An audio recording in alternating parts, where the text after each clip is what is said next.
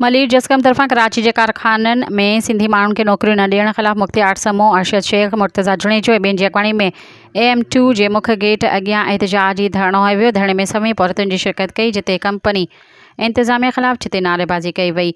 इन मौक़े ते फैक्ट्री जा दाख़िली ऐं ख़ारजी रस्ता बंदि किया विया ऐं पुलिस ऐं रेंजर्स अटालन रैली ऐं धरणे खे घेरे में आणे छॾियो आहे। अॻवानी चयो त कराची जे फैक्ट्रियुनि में मक़ामी माण्हुनि खे रोज़गार न ॾियण, सिंधी औरतुनि खे बिना जवाज़ कढण ऐं लेबर कानून ते अमल न करण ख़िलाफ़ पहिरीं मरहले में AM2 फैक्ट्री अॻियां एहतजाजी धरणो हयो वियो आहे। फैक्ट्री अंदरि गैर क़ानूनी तौर ते ठेकेदारी निज़ाम लागू कयो वियो आहे। औरतुनि जे हक़ लाइ जेको बि आवाज़ उतारे थो उन मथां कूड़ा केस दाख़िल करे संदसि गेट बंदि कया वञनि था।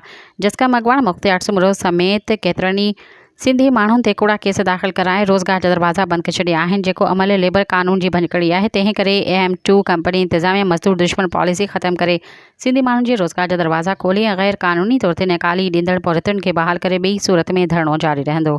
सब्सक्राइब कयो अवामी न्यूज़ HD खे ऐं ताज़ा तरीन ख़बरुनि लाइ ॾिसंदा रहो अवामी न्यूज़ HD।